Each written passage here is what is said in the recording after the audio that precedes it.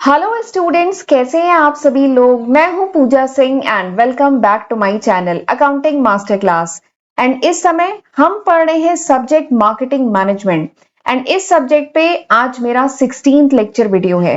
15 lecture video मैं already इस subject पे अपलोड कर चुकी हूँ। एंड मार्केटिंग मैनेजमेंट का एक बहुत इंपॉर्टेंट चैप्टर है जिसका नाम है PLC, that is product life cycle. ये चैप्टर इस समय हम लोग डिस्कस कर रहे हैं। लास्ट लेक्चर में मैंने ये चैप्टर स्टार्ट किया था, लेकिन ऑलरेडी वो लेक्चर काफी लेंदी हो गया था, 30 मिनट का हो गया था। तो इसीलिए वहां पर वो आधा ही टॉपिक हो पाया था। बचा हुआ पोर्शन आज के लेक्चर में हम डिस्कस करेंगे। ठीक है, तो बता देती हूँ इसमें हम PLC में पढ़ेंगे क्या क्या, प्रोडक्ट लाइफ साइकिल में हम क्या क्या पढ़ना है, कि प्रोडक्ट लाइफ साइकिल क्या होती है, इसके कौन कौन से स्टेजेस हैं, एंड हर स्टेज पे कंपनी कौन सी मार्केटिंग स्ट्रेटजी यूज कर सकती है। तो ये हमें इसमें पूरा पढ़ना है, राइट। बट उससे पहले मैं थोड़ा सा बताना चाहती हूँ कि लास्ट 14 लेक्चर वीडियोस में हमने कौन कौन से टॉपिक डिस्कस किए हैं। तो एक बार वीडियो को पॉज करके देख लीजिएगा। ये सारे ही टॉपिक बहुत डिटेल में मैं पिछले 14 लेक्चर वीडियो में आपके साथ डिस्कस कर चुकी हूँ। ठीक है, और ये सारे ही टॉपिक बहुत इंपॉर्टेंट है। एक्चुअली काफी स्टूडेंट मुझसे पूछते हैं कि मैम आपने एक्स ये टॉपिक करा दिया, ये वाई टॉपिक ये करा दिया। तो इसीलिए बताना बहुत जरूरी है कि कौन कौन से टॉपिक मैं करा चुकी हूँ। तो ये सारे टॉपिक जो स्क्रीन पे आपको दिख रहे हैं, ये सारे ही टॉपिक हम बहुत डिटेल में पढ़ चुके हैं मार्केटिंग मैनेजमेंट में। एंड इस समय हम पढ़ रहे हैं PLC, that is product life cycle. ठीक है, इसमें मैं आधा पोर्शन करा चुकी हूँ, थोड़ा सा पोर्शन रह गया था, वो आज के लेक्चर में हम करेंगे। तो चलिए फिर शॉर्ट में रिवाइज करा देती हूँ कि पिछले लेक्चर में हमने क्या किया था। तो पिछले लेक्चर में मैंने आपको प्रोडक्ट लाइफ साइकिल जो है ना, ये क्या होती है ये हमने डिस्कस किया था। प्रोडक्ट लाइफ साइकिल जैसे ह्यूमन बीइंग की लाइफ साइकिल होती है ना।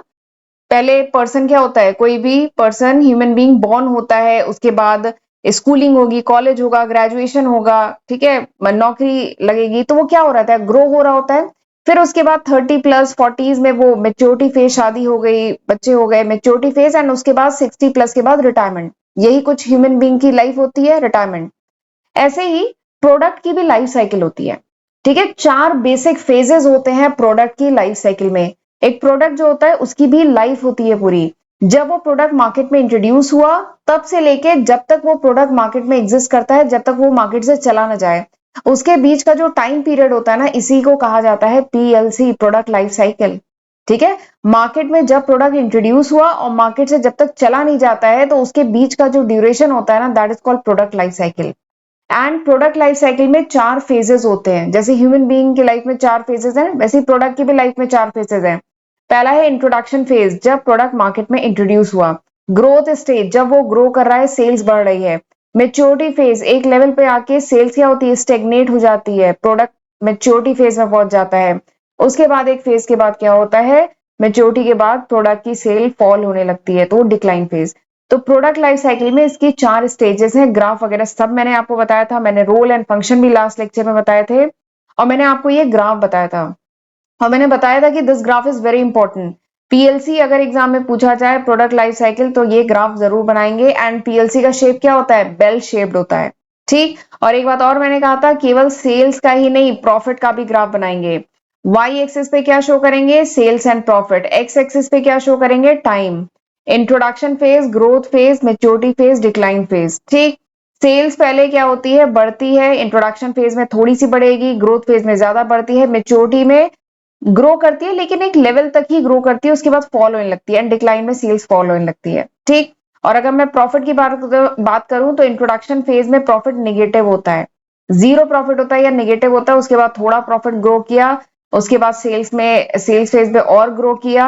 ठीक है, बट एक लेवल तक ही ग्रो करता है, उसके बाद डिक्लाइन फेज में फॉल करने लगता है।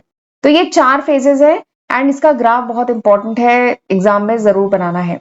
तो मैंने ये शॉर्ट में आपको introduction phase, growth phase, maturity and decline, introduction phase मतलब इनका थोड़ा सा इंट्रोडक्शन दिया था।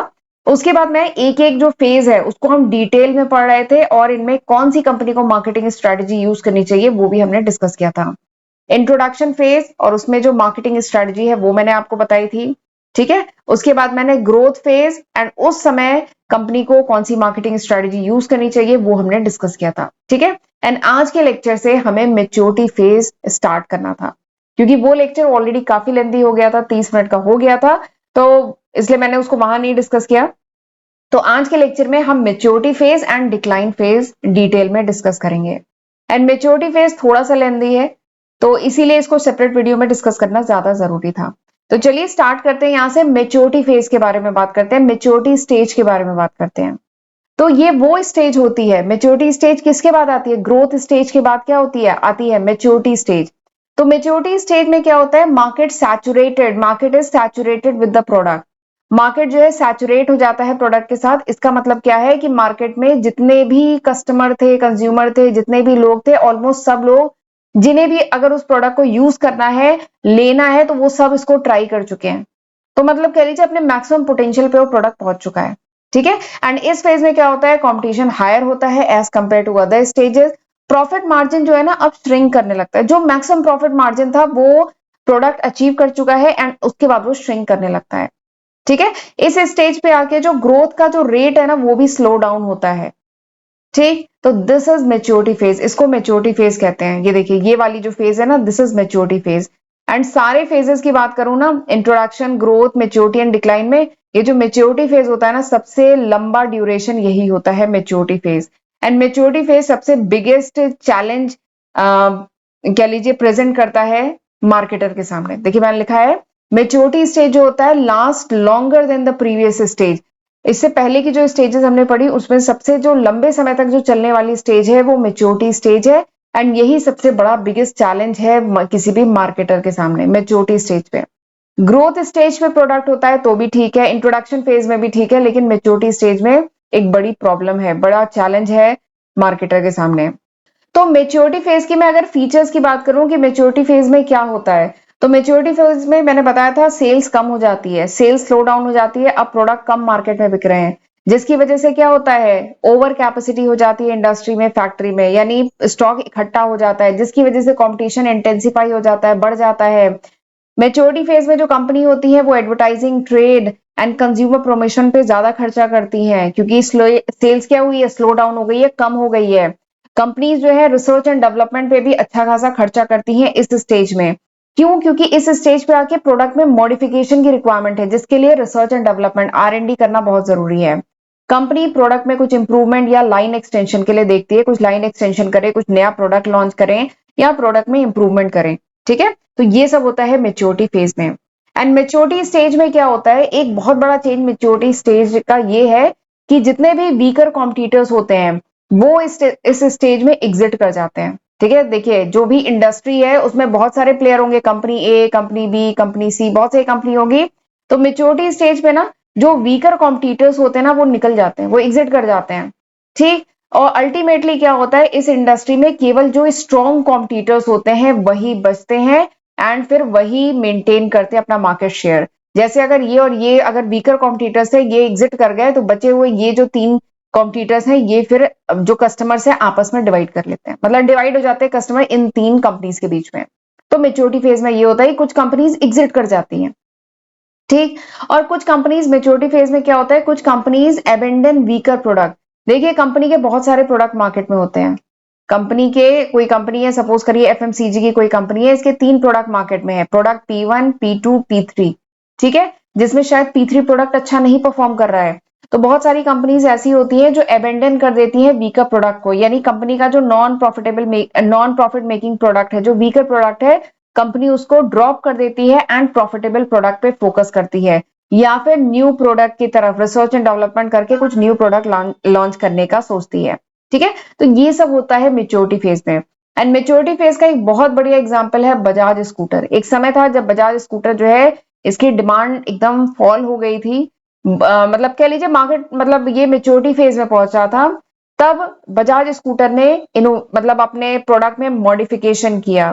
ठीक है। एंड वापस वो मतलब मार्केट में आया। तो दिस इज मेच्योरिटी फेज, ये मेच्योरिटी फेज में होता है। ठीक है। इसका बहुत बढ़िया एग्जांपल है बजाज स्कूटर। अब सवाल ये आता है कि मेच्योरिटी स्टेज में कंपनीज क्या कर सकती है, कौन कौन सी मार्केटिंग स्ट्रेटजीज कंपनी फॉलो कर सकती हैं। तो मेच्योरिटी स्टेज की बात करूं तो तीन बहुत इंपॉर्टेंट स्ट्रेटजीज कंपनी फॉलो कर सकती हैं। पहला क्या है? Market modification. दूसरा क्या है? Product modification. तीसरा क्या है? Marketing program modification. ठीक। मार्केट में मॉडिफाई करे, दूसरा प्रोडक्ट में मॉडिफाई करे, तीसरा मार्केटिंग का जो प्रोग्राम है ना उसमें मॉडिफिकेशन करे। तो ये 3 स्ट्रेटजी कंपनी फॉलो कर सकती है। इन स्ट्रेटजी को अब हम डिटेल में पढ़ेंगे। सबसे पहला देखिए, कंपनी को सबसे अगर कंपनी का जो प्रोडक्ट है वो मेच्योरिटी फेज में पहुंच गया है तो कंपनी को सबसे पहले क्या कोशिश करनी चाहिए कि वो मार्केट एक्सपेंड करे। ठीक है, मार्केट बड़ा सब मतलब बड़े मार्केट को कैप्चर करने का सोचे। ठीक, अब कंपनी अगर मेच्योरिटी कंपनी का जो प्रोडक्ट है वो मेच्योरिटी फेज में पहुंच गया है, सेल्स फॉल हो गई है, तो अब कंपनी की कोशिश क्या होती है कि सेल्स वापस राइज कर जाए, बढ़ जाए। ठीक, सेल्स वॉल्यूम बढ़ जाए। तो देखिए, सेल्स वॉल्यूम दो चीजों पर डिपेंड करता है। दिस इज द फॉर्मूला, ये फॉर्मूला है। जो सेल्स वॉल्यूम है कंपनी के, जो प्रोडक्ट सेल होता है उसका कितना वॉल्यूम होगा, मतलब कितने का प्रोडक्ट सेल हो रहा है। ठीक है, ये किस पे डिपेंड करता है, ये दो फैक्टर्स पे डिपेंड करता है। सबसे पहला नंबर ऑफ ब्रांड यूजर, यानी कंपनी का जो प्रोडक्ट है उसके यूजर्स कितने हैं। ठीक है, उसके 10 यूजर हैं, 10,000 यूजर हैं या 20,000 यूजर है, कितने नंबर ऑफ यूजर हैं, ये इनटू यूजेज रेट पर यूजर, यानी एक यूजर उसको कितनी बार यूज कर रहा है। ठीक है, ये बात समझ में आई। कंपनी का जो प्रोडक्ट है उसका सेल्स वॉल्यूम किन चीजों पर डिपेंड करता है, दो चीजों पर डिपेंड करता है। एक तो कितने यूजर्स हैं एंड एक यूजर कितनी बार यूज कर रहा है, उसका यूजेज रेट क्या है, इस बात पर डिपेंड करता है कंपनी का सेल्स वॉल्यूम। ठीक, तो अगर हम बात कर रहे हैं कि कंपनी को अपनी सेल्स बढ़ानी चाहिए, सेल्स वॉल्यूम बढ़ाना चाहिए, तो इसका मतलब क्या है कि कंपनी को इन दो फैक्टर्स पे काम करना चाहिए। अगर company number of brand user बढ़ा ले या एक यूजर कई बार प्रोडक्ट को यूज करे, तो फिर कंपनी का अल्टीमेटली सेल्स वॉल्यूम बढ़ जाएगा। होगा कि नहीं होगा? देखिए, मैंने यहां पे लिखा है company can try to expand the number of brand user. Company को अपने ब्रांड यूजर यानी जो प्रोडक्ट के जो यूजर्स हैं उनको बढ़ाने की तरफ कोशिश करनी चाहिए। उसके लिए कंपनी क्या कर सकती है, कंपनी नॉन यूजर्स को यूजर में कन्वर्ट कर सकती है, यानी वो लोग जिन्होंने अभी तक प्रोडक्ट को नहीं यूज किया था उनको इंकरेज कर सकती है प्रोडक्ट को यूज करने के लिए। जैसे ये मार्केट है, ठीक है, मार्केट में इतने लोग हैं जिन्होंने प्रोडक्ट को यूज किया है, लेकिन अभी मार्केट का ये सेक्शन जो है इसने कभी प्रोडक्ट को यूज नहीं किया है। ठीक, क्यों नहीं यूज किया? शायद प्रोडक्ट महंगा है, बड़ी पैकेजिंग है, 300 रुपए की शैंपू की बॉटल है जो शायद ये सेक्शन अफोर्ड नहीं कर सकता है। तो इसलिए कंपनी क्या कर सकती है, सैशे का कॉन्सेप्ट ला सकती है, यानी कंपनी ये जो लोग हैं 300 की शैंपू की बॉटल नहीं खरीद सकते, लेकिन 2 रुपए का शैंपू का पाउच तो खरीद सकते हैं। इससे क्या हुआ, ये जो नॉन यूजर्स थे जिन्होंने प्रोडक्ट कभी यूज ही नहीं किया था वो कम से कम यूज करेंगे। ठीक है, एक ये तरीका कंपनी यूज कर सकती है, या फिर एंटरिंग न्यू मार्केट सेगमेंट, यानी वो मार्केट सेगमेंट जिसमें अभी तक कंपनी नहीं इंटर की थी उस सेक्शन में इंटर कर सकती है। ठीक है, तो ये दो तरीके हैं जिससे कंपनी क्या कर सकती है, नंबर ऑफ ब्रांड यूजर बढ़ा सकती है। और इसका बहुत बढ़िया एग्जांपल है जॉनसन एंड जॉनसन। इसने प्रमोट किया था, जॉनसन एंड जॉनसन का बेबी शैम्पू आता है जो बहुत माइल्ड होता है, बहुत अच्छा होता है बच्चों के लिए। ठीक है, तो उसका जो बेबी शैम्पू है, तो देखिए बेबी शैम्पू तो जनरली बच्चों के लिए है, तो क्या है, मार्केट लिमिटेड है उसका। लेकिन फिर मेच्योरिटी फेज में जब ये प्रोडक्ट आया तो कंपनी ने क्या किया, बेबी शैम्पू को एडल्ट बड़ों के लिए भी, जिन्हें माइल्ड शैम्पू चाहिए, जिन्हें बहुत मतलब माइल्ड चाहिए, स्ट्रॉन्ग शैम्पू नहीं माइल्ड शैम्पू चाहिए, उनके लिए भी ये जो बेबी शैम्पू है इसमें थोड़ा मॉडिफिकेशन करके उनको ऑफर किया। तो यहाँ पे क्या है, कंपनी ने ब्रांड यूजर जो है वो बढ़ा दिए। अब केवल जो बच्चों के लिए ही नहीं, बड़े भी इस बेबी शैम्पू को यूज करते हैं।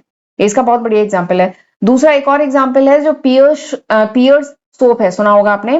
पियर सोप का जो मार्केट है वो एक लिमिट के बाद क्या होगा, मार्केट सैचुरेट होगा, जितने यूजर्स हैं सबने यूज कर लिया।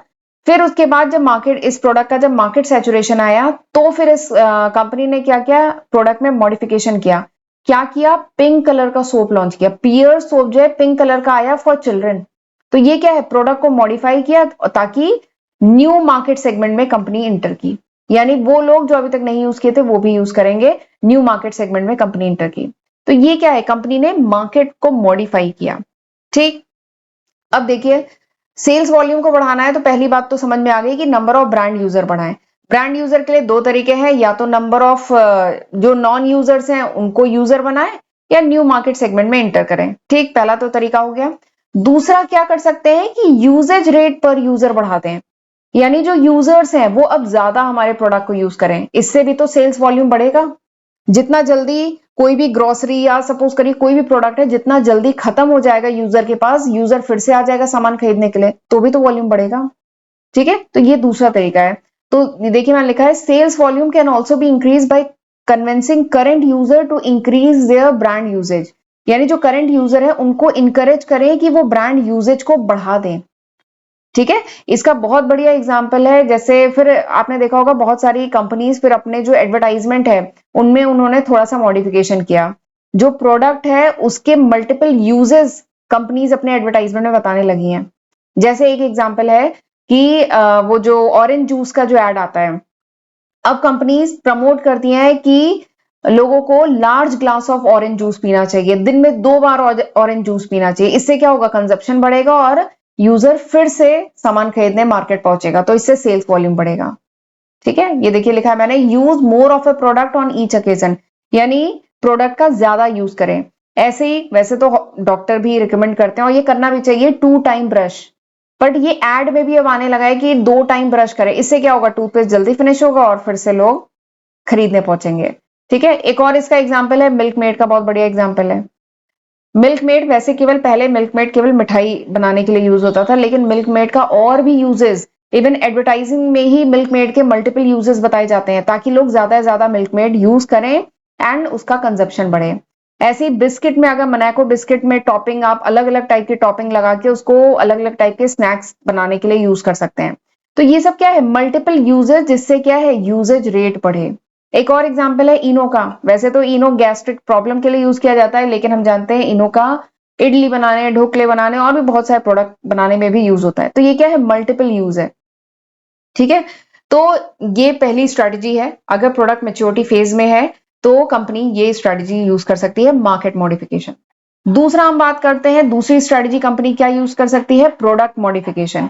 प्रोडक्ट मॉडिफिकेशन मतलब कंपनी जो है अपने प्रोडक्ट की सेल्स को बढ़ा सकती है by modifying the product characteristic, जो प्रोडक्ट है उसके फीचर्स, उसके कैरेक्टरिस्टिक को इंप्रूव करके भी कंपनी सेल्स बढ़ा सकती है।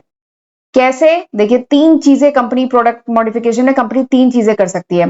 पहला, प्रोडक्ट की क्वालिटी इंप्रूवमेंट कर दे, या दूसरा प्रोडक्ट का फीचर इंप्रूवमेंट करे, या तीसरा प्रोडक्ट की स्टाइल इंप्रूवमेंट करे। ठीक है, तो प्रोडक्ट मॉडिफिकेशन की बात करें तो कंपनी ये 3 काम कर सकती है, quality improvement, feature improvement and style improvement पे काम कर सकती है प्रोडक्ट मॉडिफिकेशन में। ठीक है, क्वालिटी इंप्रूवमेंट मतलब क्या है, क्वालिटी इंप्रूवमेंट मतलब प्रोडक्ट की क्वालिटी को और अच्छा कर देना ताकि प्रोडक्ट की जो फंक्शनल परफॉर्मेंस है वो अच्छी हो जाए, जिसका और जो जो कंज्यूमर्स होते हैं ना, वो जनरली अगर प्रोडक्ट क्वालिटी प्रोडक्ट है ना तो कंज्यूमर उसके लिए हायर प्राइस देने के लिए भी तैयार हो जाते हैं।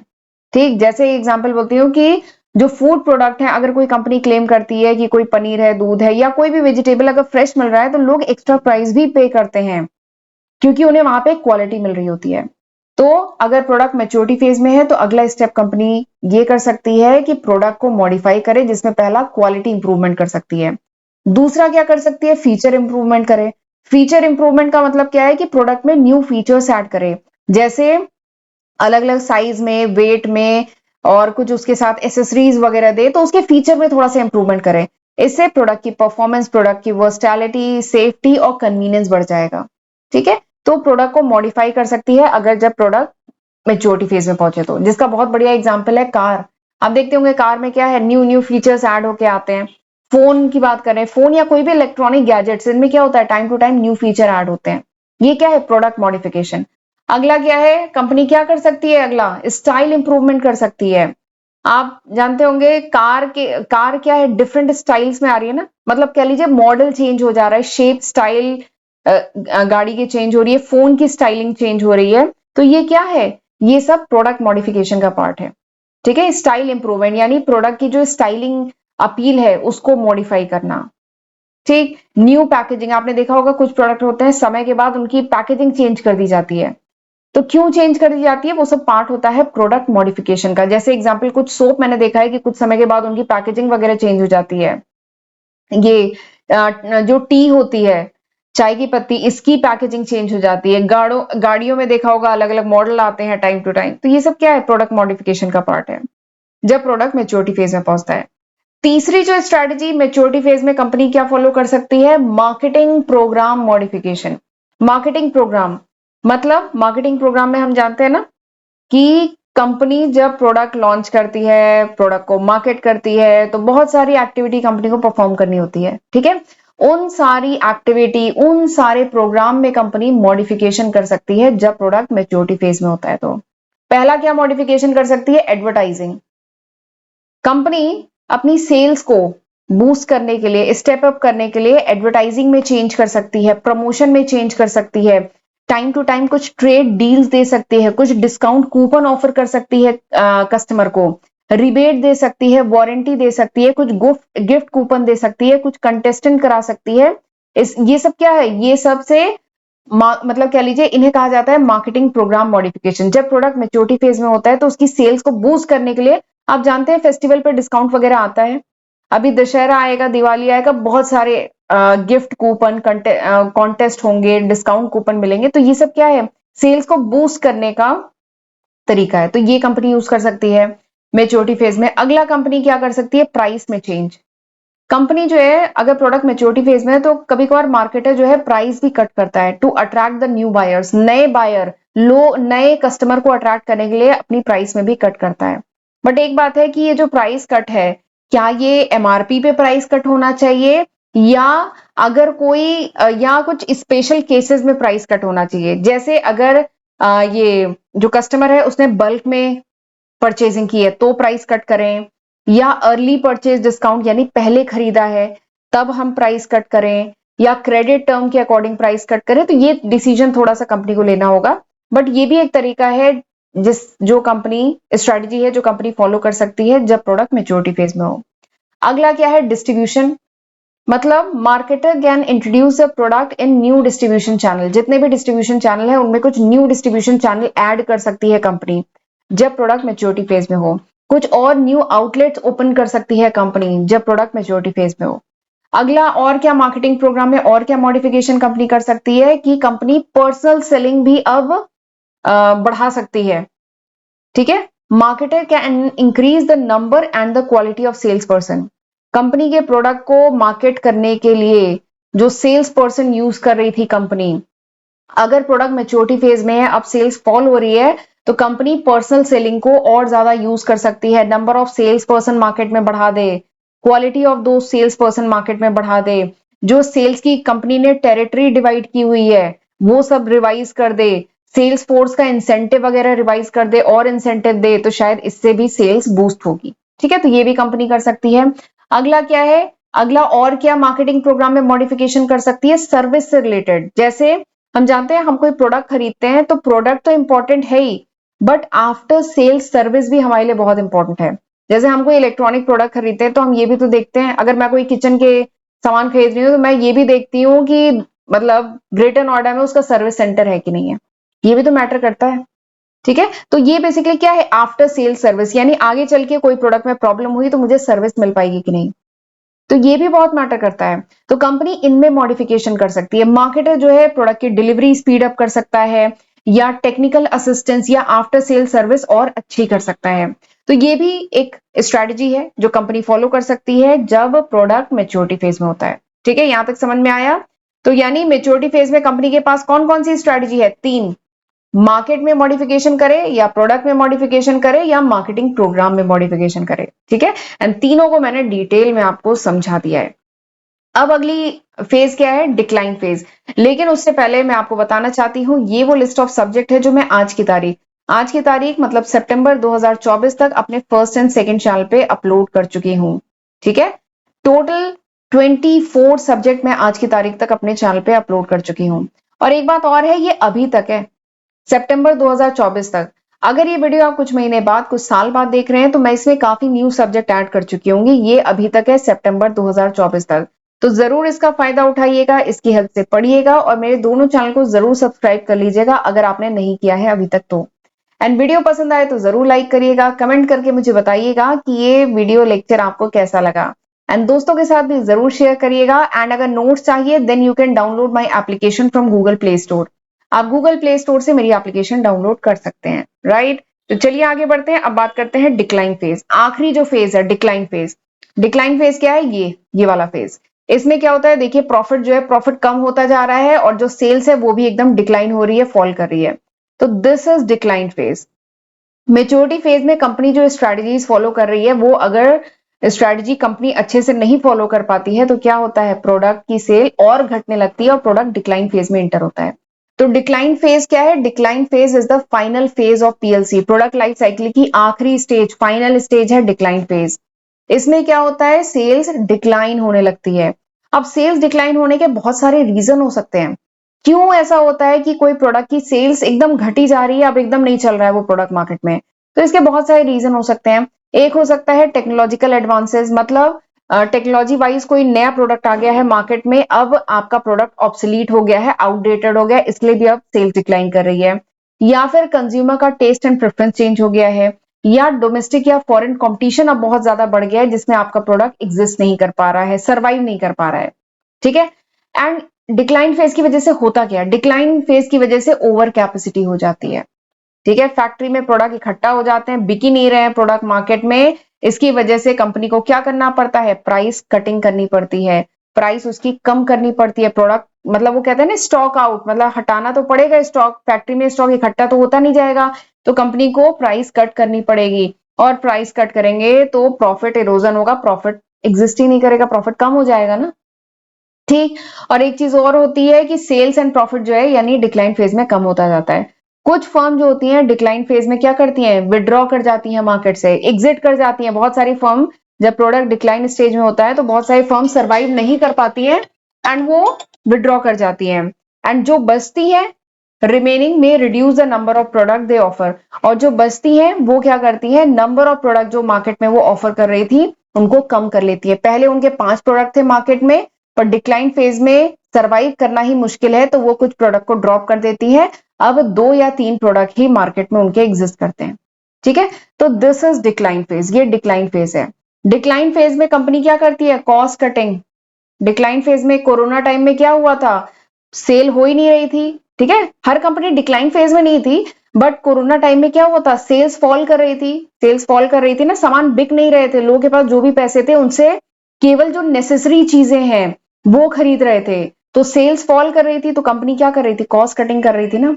तो यही होता है डिक्लाइन फेज में, क्या होता है, company cut their promotional budget, company जो अपने प्रमोशन के बजट है उनको कम करती है, कॉस्ट कटिंग करती है, चाहे एम्प्लॉय को फायर करके, जैसे भी कंपनी अपने खर्चों को कम करती है।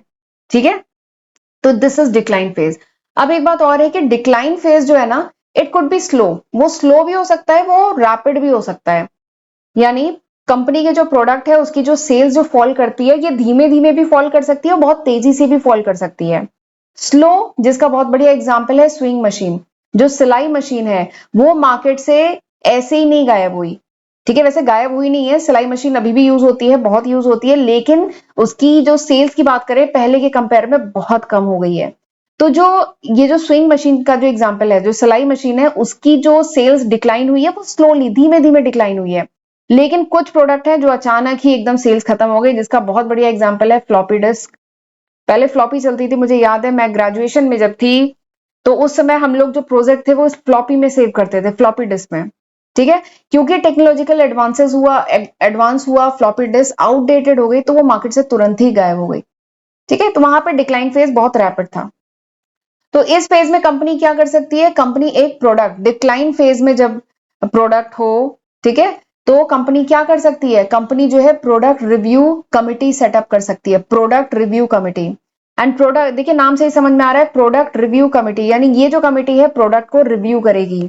ठीक है, एंड रिकमेंड करेगी कि कौन सा प्रोडक्ट जो है उसे रखना चाहिए, किस प्रोडक्ट में मॉडिफिकेशन करना चाहिए एंड किस प्रोडक्ट को ड्रॉप कर देना चाहिए। ठीक है, ये प्रोडक्ट है, इस प्रोडक्ट को क्या ऐसे ही रन करना चाहिए, या इसमें देखिए मैं लिखा है इस प्रोडक्ट को ऐसे ही रन करना चाहिए, एज इट इज कह लीजिए, एज इट इज रन करना चाहिए, या इसमें मॉडिफिकेशन करना चाहिए, या इस प्रोडक्ट को ड्रॉप कर देना चाहिए। ठीक है, तो दिस इज डिक्लाइन फेज, ये डिक्लाइन फेज है। और एक बात और है, जितना लोअर होगा एग्जिट बैरियर, एग्जिट बैरियर मतलब समझ रहे हैं ना, एग्जिट बैरियर मतलब कितने इजिली कोई कंपनी उस इंडस्ट्री को छोड़ के जा सकती है।